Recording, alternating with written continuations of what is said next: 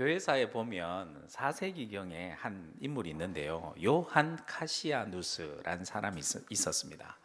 이 사람은 청년 시절에 참 영적인 열망이 참 많았던 것 같아요. 그는 아주 친한 친구 게르마누스라는 사람과 함께 베들레헴에 있는 수도원에서 몇 해 동안의 공동체 생활을 하다가 그것에 만족하지 못하고 더 깊은 어떤 영적 체험을 원하고 영적 생활에 대한 깨달음을 얻으려고 이집트 사막 교부들이 많이 모여 있는 이집트로 가게 됩니다. 그곳에 가서 외딴 곳이든 어디든 곳곳이 찾아다니면서 교부들과 대화를 나누고 그들에게서 가르침을 받습니다. 이때 그가 이집트 사막의 여러 교부들을 만나서 나누었던 대화들을 이렇게 기록해 놓고 책으로 편집했는데요. 그 책이 바로 지금 나와 있는 담화집이란 책입니다. 우리나라에도 번역돼서 이렇게 나와 있는데요.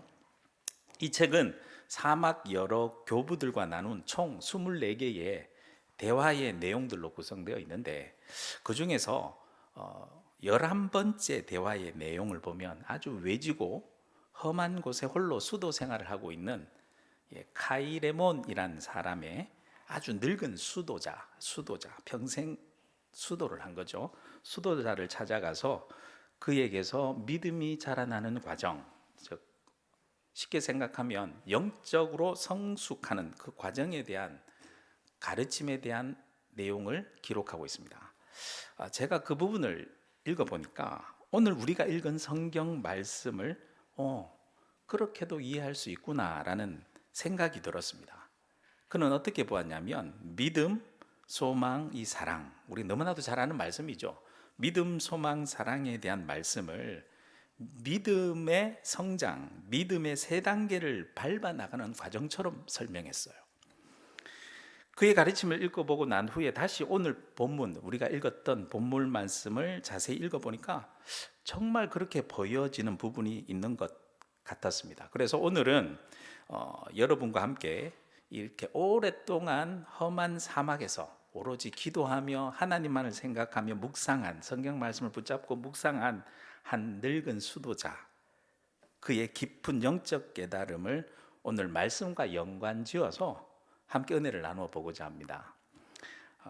먼저 오늘 말씀, 제일 마지막 말씀, 너무나도 잘 아는 말씀이죠. 함께 읽어볼까요? 13절 말씀인데요. 그런즉 믿음, 소망, 사랑, 이 세 가지는 항상 있을 것인데 그 중에 제일은 사랑이라. 네, 아멘. 그럼 사랑만 있고 다른 것은 다 필요 없나요? 그런 게 아니에요. 이 카이레몬은 믿음을 가지고 영적으로 성장해 나가는 단계로 이 세 단계로 보는 것 같았어요. 여기 말씀에 나오는 것처럼 믿음의 단계가 있고 소망의 단계가 있고 사랑의 단계가 있는데, 그 중에서 가장 높은 단계는 사랑의 단계다라고 보는 것 같았어요. 그래서 신앙을 가지고 믿음의 출발을 한 사람은 소망의 단계를 거쳐서 결국 사랑의 단계, 최고의 단계에 이르러야 한다라고 말하는 것 같아요. 이렇게 놓고 생각해 보면 영적으로 성숙해 나가는 이 단계를 세 단계로 나누어 볼 수 있는데요.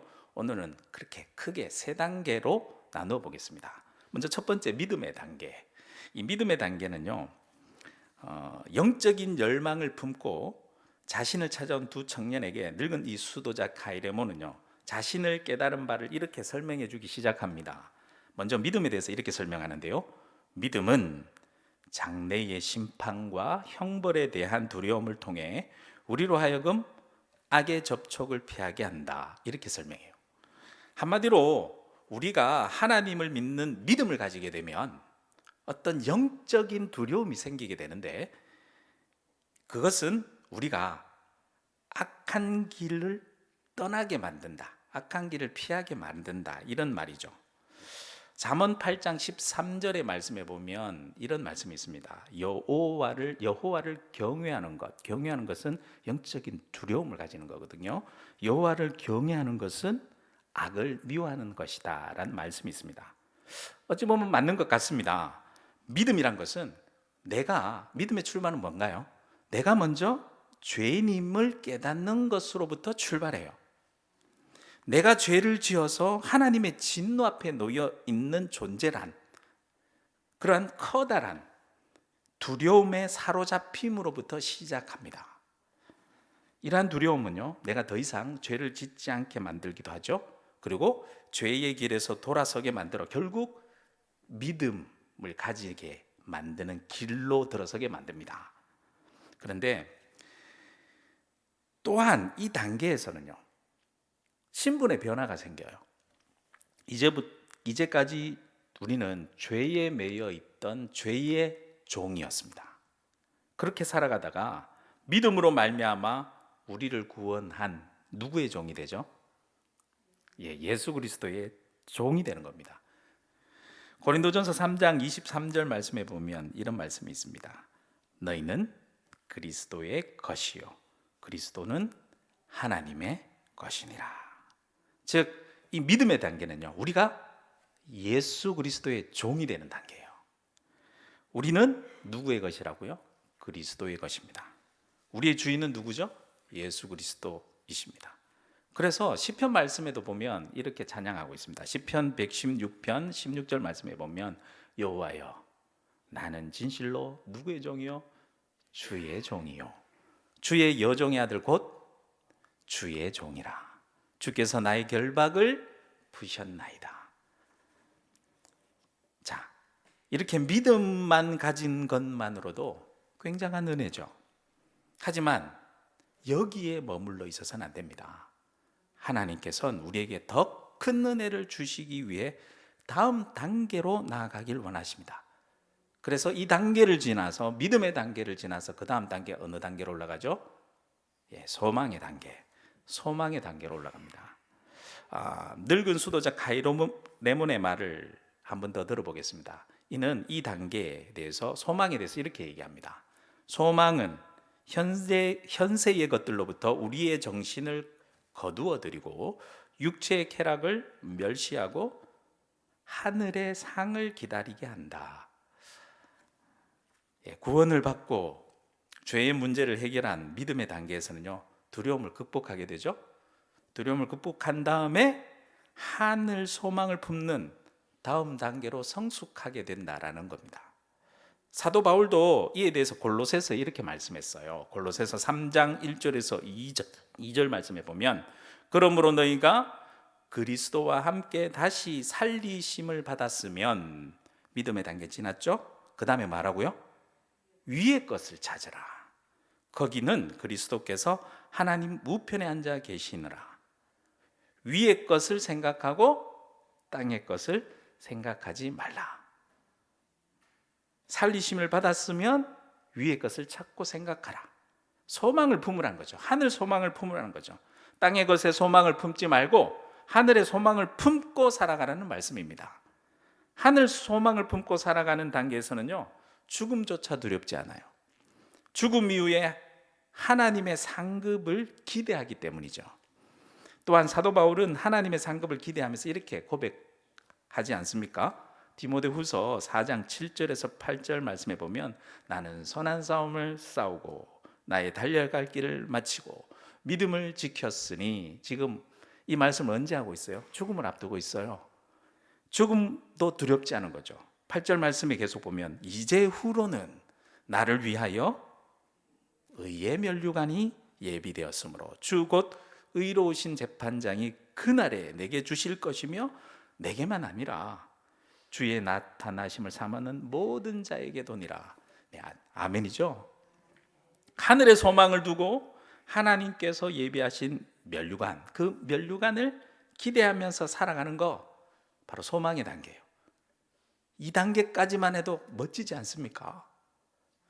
죽음의 두려움을 넘어선 정말 대단한 일 아닙니까? 말씀만 들어도 가슴이 두근두근하죠. 하지만 사막의 이 수도자는요, 이 젊은 영적인 열망에 사로잡혀 있는 이 젊은 청년들에게 이 단계는 오직 종의 신분을 넘어서긴 했지만 아직 품꾼의 단계까지만 간 거라고 얘기합니다. 만약 우리가 하나님을 믿고 신앙생활하는 것이요, 죄에 대한 두려움 때문이라면,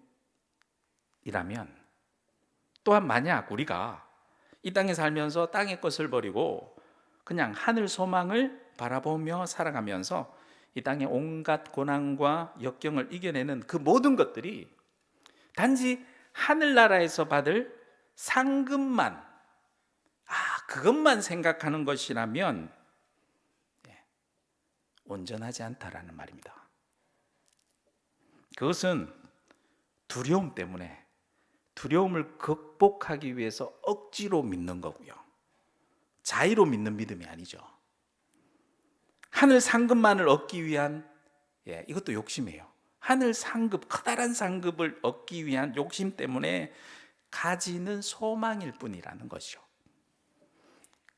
그것은 어떤 대가에 대한 내가 받을 대가를 바라고 일하는 품꾼과 마찬가지다라는 거죠. 내가 어찌 되었든, 물질적인 것이 되었든 어떤 영적인 것이 되었든 어떤 대가가 나에게 주어지기 때문에 내가 그 말씀에 순종하며 살아간다라는 거죠. 누가복음 15장에 보면 너무나도 잘 아는 유명한 탕자 비유 이야기가 있습니다. 타락한 탕자가 자신의 죄를 깨닫고 회개하고 어디로 돌아가죠?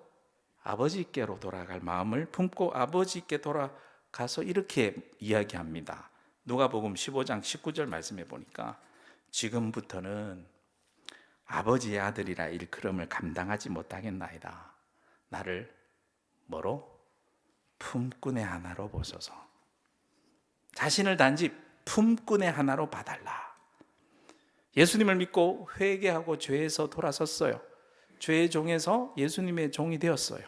하지만 종의 신분을 넘어서 이젠 하늘 소망을 품는 단계, 품꾼의 신분으로만 그까지만은 봐달라는 것이죠. 하지만 품꾼은 무엇인가 얻기 위해서 하는 것이지 진정성 있게 하지 않지 않습니까? 억지로 하는 것이지 자발적으로 하지 않지 않습니까? 누가 보면 열심히 하는 것처럼 하는 것 같으나 혼자 있으면 열심히 할 필요가 없죠. 우리가 어쩌면 신앙생활 할 때요, 이 단계에 머물러 있는 건 아닌가 심각하게 생각해 봐야 됩니다. 교회 일을 할 때 여러분 정말 기뻐서 자발적으로 하십니까? 아니면 누가 보기 때문에 하나님께서 칭찬해 주실 거야, 칭찬받고 싶어서, 좋죠, 물론 어떤 대가를 바라고, 물론 그에 따른 상급은 분명히 있습니다. 하지만 그 상급만 받기 위해서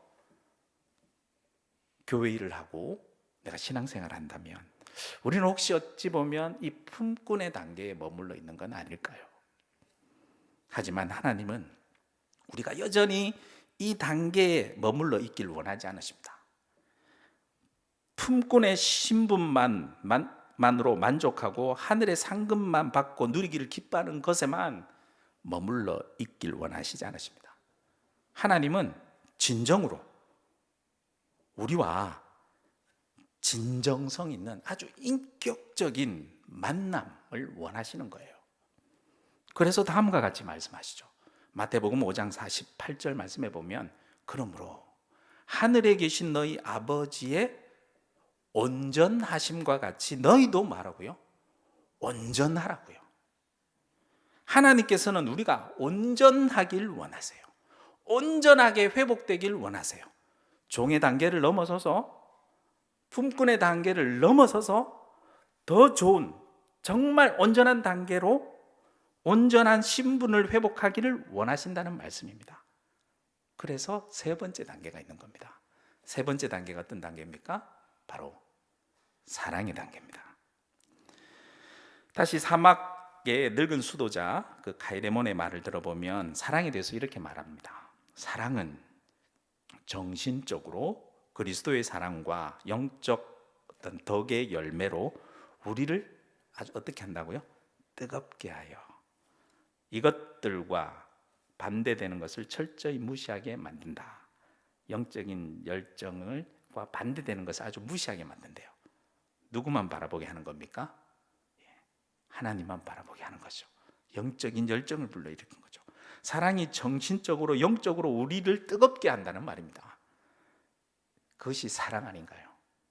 이 사랑의 뜨거움이 우리를 온전케 합니다. 요한일서 4장 18절에서 19절 말씀해 보면 이렇게 말씀하더라고요. 사랑 안에 두려움이 없고 온전한 사랑이 두려움을 내쫓나니 두려움에는 형벌이 있음이라. 두려워하는 자는 사랑 안에서 온전히 이루지 못하느니라.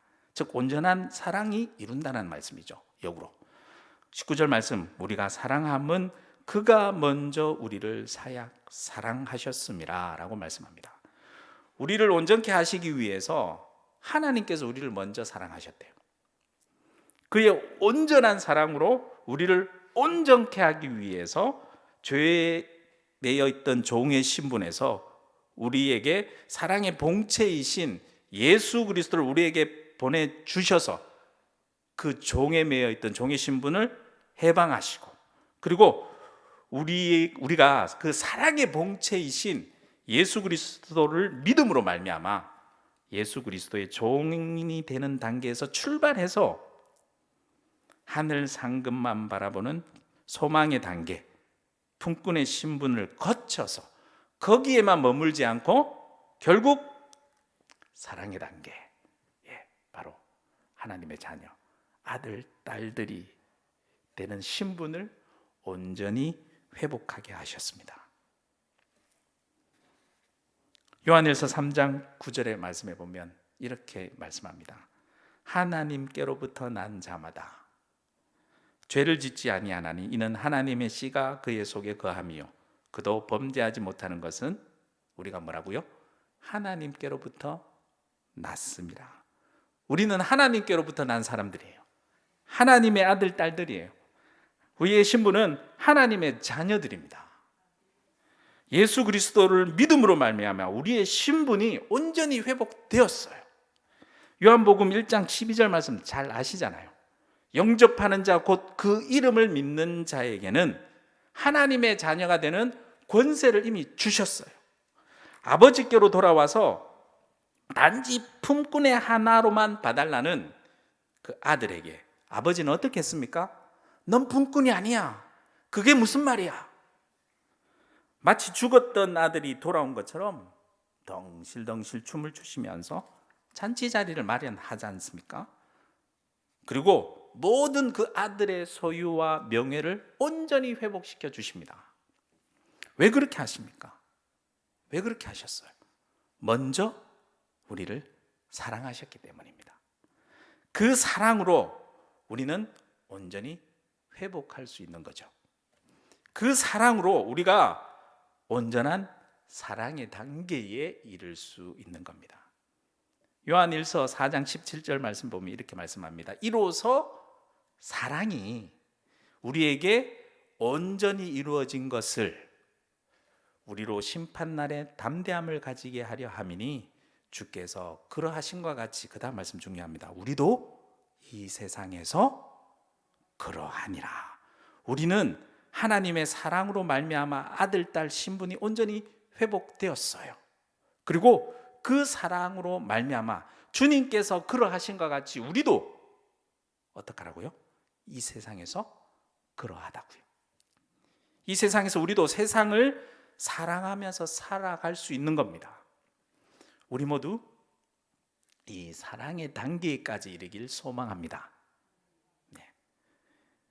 이 믿음의 세 단계 이제 마무리하겠는데요. 이 믿음의 세 단계를 놓고 오늘 읽은 본문 말씀을 한번 천천히 같이 읽어보면 아마 마음속에 확 와닿을 겁니다.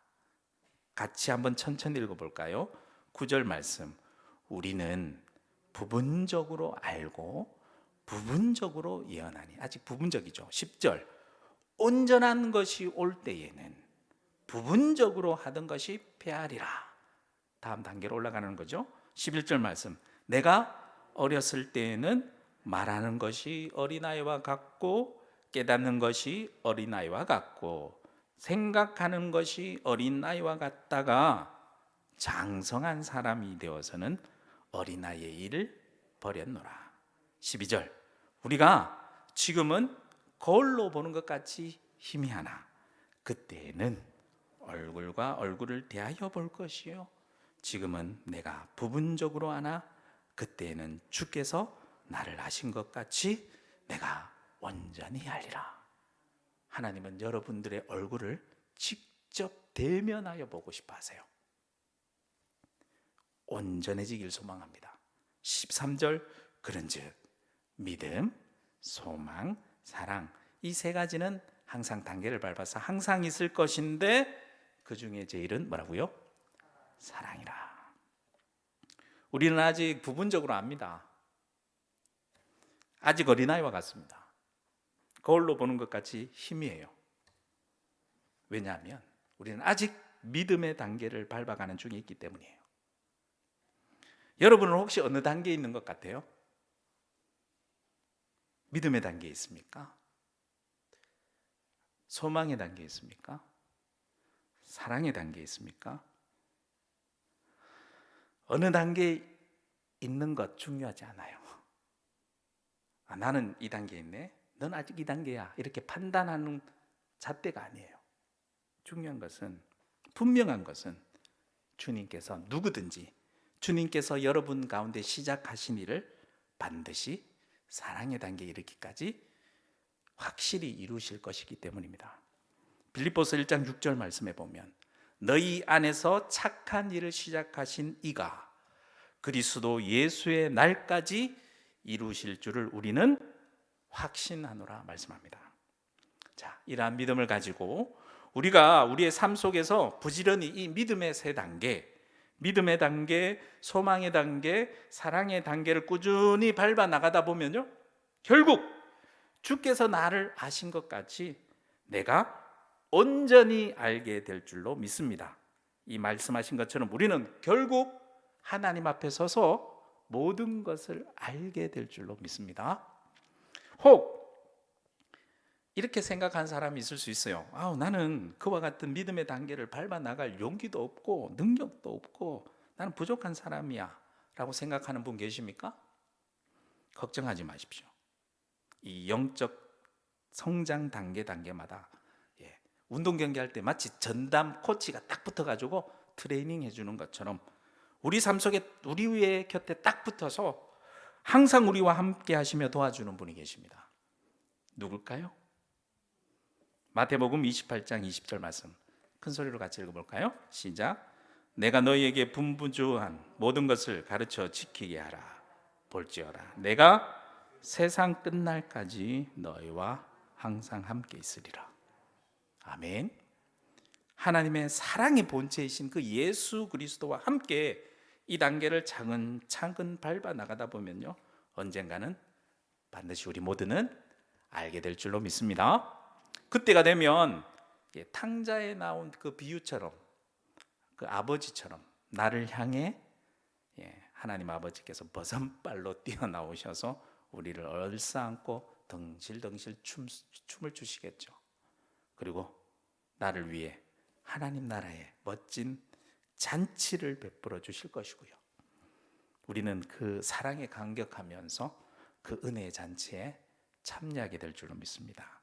그때엔 하나님께서 우리를, 하나님의 그 크신 사랑을 영원토록 온전히 받아 누리는 아들, 딸의 신분이 온전히 회복될 줄로 믿습니다. 마지막으로 13절 말씀 다시 한번 볼까요? 믿음, 소망, 사랑, 이 세 가지는 항상 있을 것인데 그 중에 제일은 사랑이라. 하나님을 더욱더 사랑하며 살아가는 저와 여러분 되시길 주님의 이름으로 축원합니다. 기도드리겠습니다.